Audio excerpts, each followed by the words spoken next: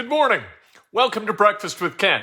For Wednesday, May 12th, 2021, we're brought to you by the great people at Today's Dentistry. Dr. Mike O'Neill, the best at what he does. A fine dentist. 27 years he's been my dentist. I love going back because I know it's time well invested in my dental health. Give him a call, 317-849-2933. Hit subscribe, hit like, ring the bell. Let's go. Let's talk about sports. The Colts, a little bit of news out of the Colts yesterday. They signed former Cowboys defensive tackle Antwaun Woods to a contract. That builds depth along the defensive front. Defensive tackles, those guys who can move the pile a little bit, they're valuable. Colts, they like Antwaun Woods, so they signed him to a new deal. The NFL schedule is going to be released tonight. People get very upset when the schedule is released because what they find out, Colts fans in particular, is that their team is not interesting enough, nor good enough, nor from a large enough market to warrant primetime games. My response to that is this: who cares? I like Sundays, 1 o'clock. That's what I like the Colts to play. I don't like these primetime games. I don't find it a validation for the city or for the franchise. I don't need Monday Night Football being here, Sunday Night Football being here, Thursday Night Football being in Indianapolis in order for me to feel good about the Colts or about the city of Indianapolis. I don't require that kind of validation. I like waking up on a Sunday morning, eating a hearty breakfast, getting ready, getting a little bit of exercise, going down to Lucas Oil Stadium. Noonish, I arrive, get ready for the game, watch the game among my friends in the media box, the press box, and we have a nice time. That's what I like. I don't like going down there at night and then covering the game, the post-game press conference until 1 in the morning. It's just not convenient, and I don't find it validating, like I said. So I don't need primetime games, and I hope that the Colts have only one. Every NFL team is guaranteed one. So to hope for none is foolish because that's not going to happen. I don't like the primetime games. Give me Sunday at 1 o'clock. That's traditional NFL time on the East Coast. Central time zone, you like the nooners. That's what I like. So if you need that kind of validation, move to a city that gets it regularly. That'd be fine. Go to New York, go to LA, go wherever the hell you want, go to Boston. You know what? Leave Sunday, 1 o'clock for the Indianapolis Colts. I want to talk about Carson Wentz for a minute because people, I think, get a mischaracterization of Carson Wentz, or that's what's presented. And that's what we kind of adopt as what we believe to be Carson Wentz and his track record in Philadelphia. People tend to look at 2020 as though it was the only year he's ever played. Yes, 2020 not good. 50 sacks and 15 interceptions, both of which led the NFL.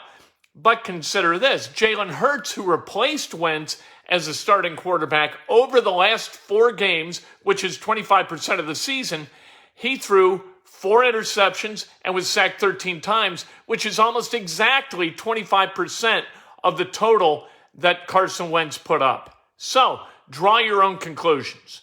All right? Virtually the same guy, although Carson Wentz only played those 12 games. Carson Wentz, so here are some things to know about Carson Wentz, all right? His best season was with Frank Reich, who's now his head coach. That was 2017. His touchdown percentage was 7.5. His QBR, 78.5. Best in the NFL. That was during the year that he and Frank Reich spent together. He averaged 32 sacks per season until last year's 50. That tells you that it's not all Carson Wentz, that offensive line and a lack of offensive weapons had something to do with it. In 2019, just a year removed, right? 63.9% completion percentage, 27 TDs, 7 interceptions, 243 yards rushing for 21 first downs. That works for me. I'm good with that. 27-7 is a nice touchdown to interception ratio. This is a guy who can play the quarterback position. Yeah, he had 1 bad year. Among 3 other years that were good. People worry about him getting hurt. Look, he's missed 12 games in 5 years, and 4 of those were last year, and they weren't injury related. All right. So in 4 years, he's missed 8 games. You know what? Not terrible for a quarterback. Not like a Phillip Rivers Ironman record, but not bad. Carson Wentz is going to be just fine as a starting quarterback for the Colts. Look at the bounce back year that Phillip Rivers had in 2020. In 2019, he was not good with the Chargers. 2020, he comes to the Colts, plays for Frank Reich, Nick Sirianni. Sirianni, of course, now gone, the head coach of the Eagles. But what happened in that year, Phillip Rivers put up one of his better seasons of the last 7. Went to the playoffs, led the Colts to an 11-5 record. There is no reason to think that the Colts with Carson Wentz as quarterback are going to take a step backwards. Just none. Hey, let's talk about Pacers. Pacers, winners last night, 103-94. They outscored Philadelphia 52-32 in the second half. Domas Sabonis, another triple-double, his 9th of the season. He had 16, 13, and 15. Karis LeVert had 24, 7, and 5 and did not miss a shot from the field or from the line in the fourth quarter as the Pacers came back to win that game after the 76ers, I think, took like a 7-point lead in the fourth. So the Pacers, with that win, they are now tied for 8th with Charlotte, which means that they're in a potentially a different level of this play-in thing that is just mind-boggling and ridiculous. However, you know what? It is what it is, and we'll embrace it, and we'll enjoy it. They've got 3 regular season games left. They are in the play-in deal, right? But at the 8th spot, it becomes a little bit easier to move on into the field of 8 in the Eastern Conference playoffs. They are 2 back of Boston with those 3 to play for 7th place, which would be advantageous if they want to be the 7th or 8th seed moving into the Eastern Conference playoffs. They've got the Bucks tomorrow night at Bankers Life Fieldhouse. Then the Lakers on Saturday. Both those teams are playing for seeds. So if we're hoping that the Bucks and the Lakers are going to sit people because it's prudent, that's not likely. Then Sunday, they play at Toronto in the regular season finale. The Cubs, they lost last night 3-2. And as I'm watching Joc Peterson, I say to myself, look, he's exactly what we thought he was. He is exactly what Kyle Schwarber was. You know what? Look at the numbers. Joc Peterson for the Cubs so far in 2021 versus Kyle Schwarber with the Nationals in 2021. Peterson, after a 2-for-5 night last night, hitting a robust 219. Schwarber's hitting 198. Their OPS, Schwarber 640, Peterson 610. Home runs, Schwarber leads 3-1. RBIs, Schwarber leads 10-8. They're the same guy. You knew they were going to be the same guy. Why not hold on to Schwarber? We like Kyle Schwarber. So Schwarber cost like $1 million more. Who cares?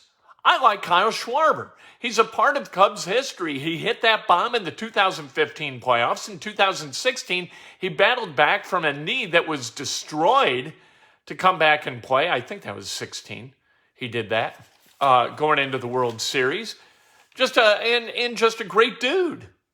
Why shuffling pieces that don't need to be shuffled? Completely ridiculous, unless he wanted out of Chicago, which is a possibility, because you're going to see an exodus from Chicago coming up, whether the Cubs are in the race or not. Guys are going to finish this season with the Cubs, and then they're going to sign elsewhere because they are not having fun playing the game. And if you're not having fun in your workplace, you owe it to yourself to get the hell out. And I think that that's what we're going to see guys do moving forward. The people that we associate with that stretch of seasons where the Cubs made the postseason and won the World Series in 2016. Some sad news yesterday. Longtime Pendleton Heights football coach and athletic director John Broughton died yesterday, age of 74. What a great legacy he's left. The lessons that he taught to generations of students up at Pendleton Heights that are going to continue to filter down from generation to generation. You know, there are a lot of ways to gauge success in a life. I think the most important is the impact you have upon others and the impact you have upon future generations, whether it's as a mother or father or a teacher or a coach, a mentor, a manager, whatever realm you do that, the effect you have upon others is the way I believe a life should be measured, not by financial wealth. Financial wealth as a yardstick is completely preposterous to me. The impact you have upon others, that's what's important. And John Broughton brought it where it came to having a tremendous impact upon a community and generations of student athletes who played football and other sports at Pendleton Heights.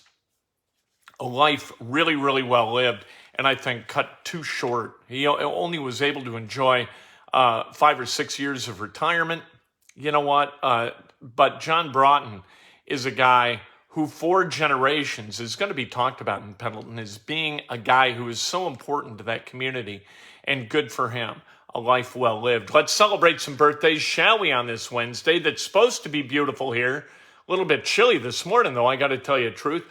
J.B. Ellis, happy birthday. Rosemary Wise, happy birthday. Jay Springer, Terry Emmenheiser, happy birthday. Old roommate from Bloomington, my wife, Julie, ate all of his peanuts. He had giant sacks of peanuts he stored under the sink. I think Julie ate every one of them.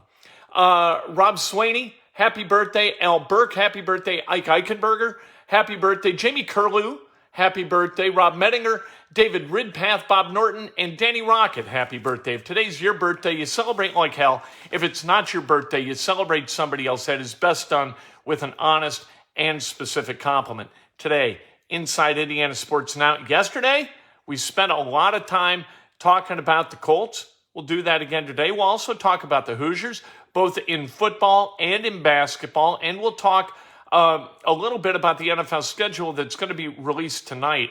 The Colts schedule, the opponents, we don't know in what order they're going to fall, but the opponents that the Colts are going to face, this is a murderer's row, man. It's a good thing they're in the AFC South. If they were in a division where you had real competition, it'd be tough. With Jacksonville, with Houston, you got to figure you get 4 wins, right?